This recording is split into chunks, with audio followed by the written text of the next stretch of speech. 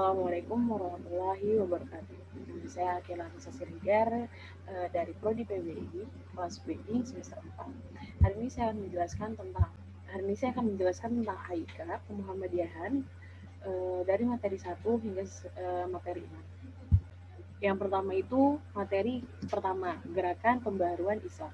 Sejarah peradaban Islam dalam berbagai bidang. Yang pertama ada bidang kedokteran. Perkembangan kedokteran pada masa sebelum Masehi, sejarah mencatat pada masa purba telah dikenal pijat-memijat, ramuan, dan alat perdukunan. Sejarah mencatat pada masa purba juga sudah dikenal pembedahan.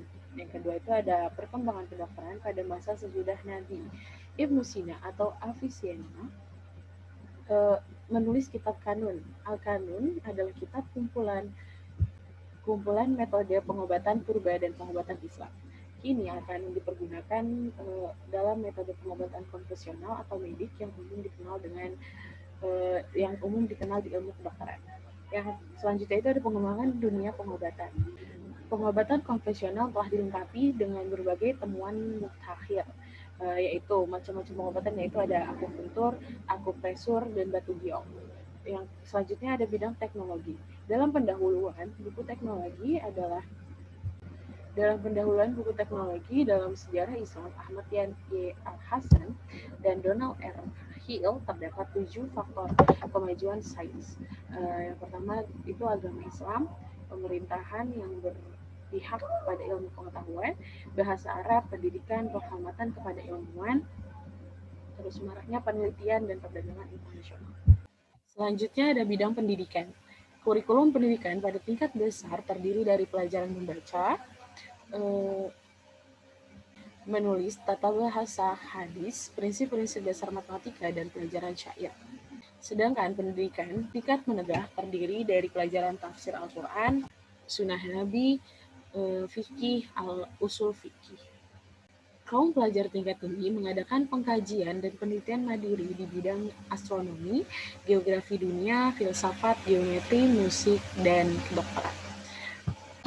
Faktor yang mempengaruhi kemunduran Islam, yaitu krisis politik. Pemimpin tidak mengamalkan ajaran agama. Terus serangan tentara Mongol dan runtuhnya Abbasiyah. Terjadinya disintegrasi umat Islam, perang salib, kemerosotan ekonomi, dan konflik agama. Yang selanjutnya itu ada ancaman dari luar juga. Tokoh-tokoh pemberontak Islam itu ada Muhammad bin Abdul Wahab, Jamaluddin Al-Afghani, Muhammad Abdu, dan Sayyid Ahmad Khan. Ya, selanjutnya materi kedua, memahami latar belakang dan tujuan Muhammadiyah, sejarah masuknya Islam di Nusantara. Masuknya Islam ke Nusantara atau Indonesia yang dikemukakan oleh Azyu Mardi Azhara di dalam bukunya Jaringan Ulama. Yang pertama, teori menyatakan bahwa Islam langsung dari Arab atau tepatnya Hadramaut. Beberapa tokoh mengusung teori ini dari Crawford 1820. Crawford menyatakan bahwa Islam datang langsung dari Arab, sedangkan Kaiser beranggapan bahwa Islam datang dari Mesir yang bermazhab Syafi'i, sama seperti dianut kaum muslimin. Yang teori kedua itu teori mengatakan Islam di Indonesia. Yang kedua, teori mengatakan Islam di Indonesia atau Nusantara berasal dari India. Teori ini pertama kali dikemukakan oleh Pijnapel, orang-orang Arab bermazhab Syafi'i dari Gujarat dan Malabar di India yang membawa Islam ke Asia Tenggara. Teori ketiga menyatakan bahwa Islam datang dari Bengalia atau Bangladesh. Dikembangkan Fatimi, dia mengutip keterangan Tom Price yang mengungkapkan bahwa kebanyakan orang terkemuka di pasar adalah orang Bengali dan keturunan mereka. Proses perkembangan dan corak Islam Nusantara. Bukti sejarah yang menunjukkan terdapat masyarakat dan kerajaan Islam yang dilaporkan oleh Marco Polo dari Venesia, yang singgah di kerajaan Perak dalam perjalanan pulang ke Italia. Dari hasil kunjungannya ke kerajaan Islam di Samudra Pasai, diketahui bahwa Samudra Pasai merupakan pelabuhan ke kerajaan Islam di tempat kapal-kapal India dan Tiongkok berlabuh. Selain kedua kerajaan tersebut, kerajaan Islam lain yang pernah berdiri di Indonesia diantara adalah Kerajaan Demak, Banten, Mataram, Makassar, Ternate, dan Tidore, dan Kerajaan Aceh Darussalam. Kedatangan dan penjajah Barat di Indonesia. Kedatangan bangsa Barat ke Indonesia sebenarnya dipicu oleh alam tanah air. Kala itu, bangsa Barat sudah tertarik dengan Nusantara yang memiliki tanah subur dan lautan luas keanekaragaman hayati hingga rempah-rempah. Akhirnya bangsa Barat pun berlayar yang mendatangi Nusantara untuk berdagang dan mendapatkan rempah-rempah, kendati keinginan berdagang itu pupus karena sifat keserakahan. Niat untuk berdagang akhirnya terganti dengan praktik penjajahan. Bangsa Barat berupaya menguasai Indonesia sebagai negara penghasil rempah terbesar di dunia. Di sisi lain, penjajah bangsa Barat juga dipengaruhi oleh beberapa faktor, di antaranya itu 3G. Gold itu emas, glory itu meraih kejayaan, gospel itu menyebarkan keyakinan. Sejarah Muhammadiyah, faktor objektif dan subjektif. Faktor subjektif berdirinya Muhammadiyah berupa kerisauan Kyai Haji Ahmad Dahlan terhadap permasalahan yang dihadapi umat Islam, keterbelakangan, kemiskinan, dan kebodohan.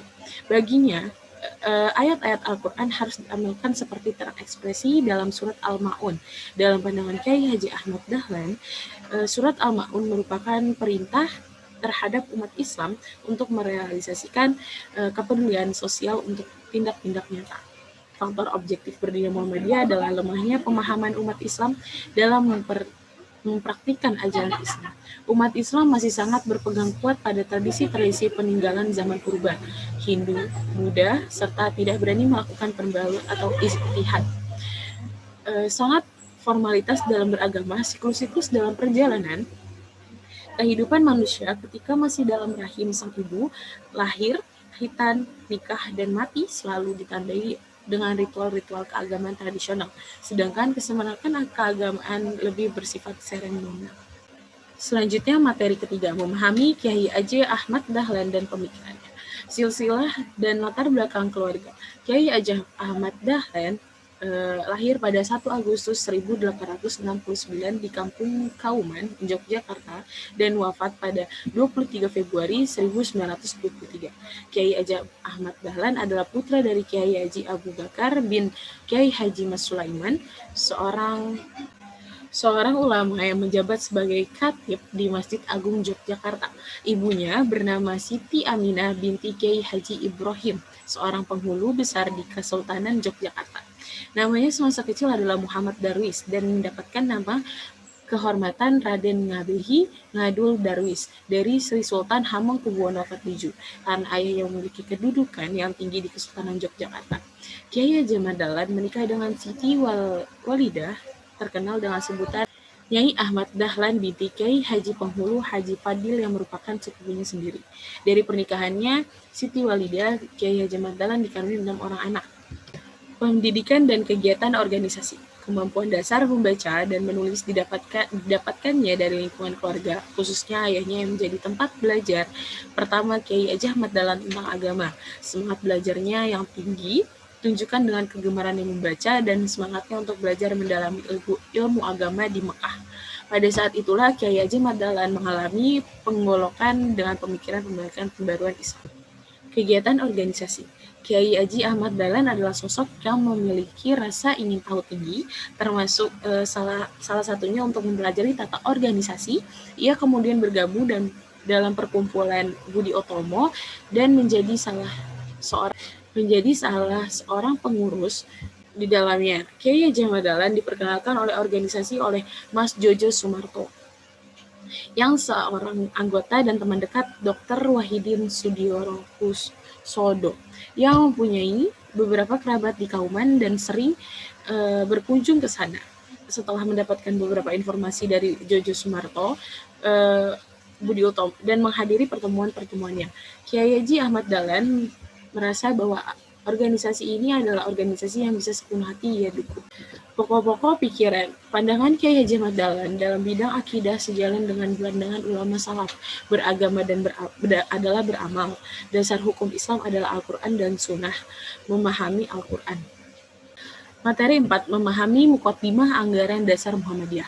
Pada tanggal 8 Zulhijjah 1330 Hijriah atau 18 November 1912 Miladiyah oleh almarhum Kiai Haji Ahmad Dahlan didirikan suatu persyarikatan sebagai gerakan Islam dengan nama Muhammadiyah yang disusun dengan majelis-majelis mengikuti perkembangan zaman serta berdasarkan syura yang dipimpin oleh hikmah kebijaksanaan dalam permusyawaratan atau muktamar.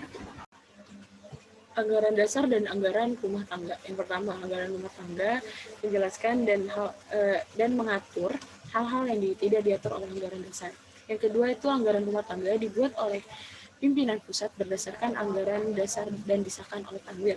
Yang ketiga itu dalam keadaan yang sangat memerlukan perubahan, pimpinan pusat dapat mengubah anggaran rumah tangga dan berlaku sampai disahkan oleh Tanwir. Keanggotaan Muhammadiyah. Yang pertama, anggota biasa ialah warga negara Indonesia beragama Islam. Yang kedua itu anggota luar biasa ialah orang Islam yang bukan warga negara Indonesia. Yang ketiga, anggota kehormatan ialah perorangan beragama Islam yang berjasa terhadap Muhammadiyah dan atau karena berwibawa dan keahliannya bersedia membantu Muhammadiyah. Organisasi otonom Muhammadiyah. Pertama itu ada Aisyah, yang kedua Pemuda Muhammadiyah, ketiga Nasyiatul Aisyah, keempat itu Ikatan Pelajar Muhammadiyah, yang kelima Ikatan Mahasiswa Muhammadiyah, yang keenam Tapak Suci Putra Muhammadiyah, yang ketujuh Hizbul Wathon. Materi kelima yaitu memahami kepribadian Muhammadiyah. Hakikat Muhammadiyah adalah persyarikatan yang merupakan gerakan Islam. Maksud kepada dua bidang perseorangan dan masyarakat. Dakwah atau amar ma'ruf nahi mungkar pada bidang pertama terbagi kepada dua golongan, kepada yang telah Islam bersifat pembaruan atau tajdid, yaitu mengembalikan kepada ajaran Islam yang asli dan murni. Yang kedua kepada yang belum Islam bersifat seruan dan ajakan untuk memeluk agama Islam. Mungkar bidang kedua ialah kepada masyarakat bersifat kebaikan dan bimbingan serta peringatan kesemuanya itu dilaksanakan dengan dasar takwa dan mengharapkan keridhaan Allah semata-mata dengan melaksanakan dakwah Islam, amar ma'ruf nahi mungkar dengan caranya masing-masing. Dasar amal usaha Muhammadiyah yang pertama, hidup manusia harus berdasar tauhid, ibadah, dan taat kepada Allah. Yang kedua itu hidup manusia bermasyarakat. Ketiga, mematuhi ajaran-ajaran agama Islam dan dengan keyakinan bahwa ajaran Islam itu satu-satunya landasan kepribadian dan ketertiban bersama untuk kebahagiaan dunia akhir. Pedoman amal usaha pasal 7 ayat 1 AD Muhammadiyah. Untuk mencapai maksud dan tujuannya, Muhammadiyah melaksanakan dakwah amar ma'ruf nahi mungkar dan tajdid yang diwujudkan dalam usaha segala bidang kehidupan. Ayat kedua menyebutkan usaha Muhammadiyah diwujudkan dalam bentuk amal usaha, program, dan kegiatan macam dan penyelenggaraannya diatur oleh anggaran rumah tangga. Yang ketiga, jenis amal usaha Muhammadiyah. Di dalam anggaran rumah tangga Muhammadiyah disebut ada 14 macam amal usaha yang diwujudkan oleh Muhammadiyah. Dari ke-14 jenis amal usaha, jika diklasifikasikan terdiri beberapa bidang garapan. Sifat Muhammadiyah. Pertama, kepribadian Muhammadiyah itu beramal, berjuang, dan untuk perdamaian dan kesejahteraan. Yang kedua, memperbanyak kawan dan mengamalkan ukhuwah Islamiyah. Jadi, lawan itu harus sedikit mungkin, kalau bisa tidak ada satu lawan saja, susah sekali. Tapi, banyak kawan ini yang penting, mengamalkan ukhuwah Islamiyah dalam perbedaan. Yang ketiga, lapang dada, luas pandangan dengan memegang teguh ajaran Islam. Lapang dada itu lapang batin, ajaran sadar, syukur, dan lain sebagainya itu penting. Yang keempat itu mengindahkan segala hukum, undang-undang, peraturan, serta dasar dan falsafah negara yang sah. Selanjutnya materi ke-6 yaitu matan keyakinan dan cita-cita hidup Muhammadiyah atau MKCHM. Matan keyakinan dan cita-cita Muhammadiyah. Lahir pada waktu Muktamar Muhammadiyah ke-37 tahun 1968 di Yogyakarta, di mana pada waktu itu situasi Indonesia setelah tertutup dengan dunia pada zaman Orde Lama seolah terbuka lebar dengan Orde Baru. Pada tahun 1968, konsep keprihatinan para pemimpin pakar Muhammadiyah pada waktu itu yang melatar belakangi perumusan konsep-konsep Islam ini sebagai pilihan alternatif versi Muhammadiyah yang kemudian disebut matan keyakinan dan cita-cita hidup Muhammadiyah. Isi MKCHM terdapat 5 isi MKCHM yang akan saya sebutkan itu hanya 3. Pertama, Muhammadiyah adalah gerakan Islam dan dakwah amar ma'ruf munkar berakidah Islam dan bersumber pada Al-Quran dan Sunnah, bercita-cita dan bekerja untuk terwujudnya masyarakat utama adil makmur yang diridhoi Allah Subhanahu wa taala. Yang kedua itu Muhammadiyah berkeyakinan bahwa Islam adalah agama Allah yang diwahyukan kepada rasulnya sejak Nabi Adam, Nuh, Idris, Ibrahim, Musa, Isa alaihissalam dan seterusnya sampai Nabi penutup Muhammadiyah sallallahu alaihi wasallam. Sampai Nabi penutup yaitu Nabi Muhammad Sallallahu Alaihi Wasallam sebagai hidayah dan rahmat Allah kepada umat manusia sepanjang masa serta menjamin kesejahteraan hidup material dan spiritual dunia ukhrawi. Yang ketiga itu Muhammadiyah mengajak segenap lapisan bangsa Indonesia yang telah mendapatkan karunia Allah berupa tanah air yang mempunyai sumber-sumber kekayaan, kemerdekaan bangsa dan negara Republik Indonesia yang berdasarkan pada Pancasila Undang-Undang Dasar 1945 untuk bersama-sama menjadikan suatu negara yang adil, makmur dan diridhoi Allah Subhanahu wa taala. Rumusan sistematika MKCHM. Rumusan matan keyakinan dan cita-cita hidup Muhammadiyah terdiri dari 5 angka. Kemudian dari 5 angka ini dibagi menjadi 3 kelompok, yaitu kelompok pertama mengandung pokok-pokok persoalan yang bersifat ideologis, yaitu angka 1 dan 2. Kelompok kedua mengandung persoalan mengenai paham agama menurut Muhammadiyah, yaitu 3 dan 4. Kelompok ketiga mengandung persoalan mengenai fungsi dan visi Muhammadiyah dalam masyarakat negara Republik Indonesia. Sekian penjelasan saya tentang AIKA Kemuhammadian materi 1 hingga 6. Apabila ada kesalahan mohon dimaafkan. Billahi taufiq wal hidayah. Wassalamualaikum warahmatullahi wabarakatuh.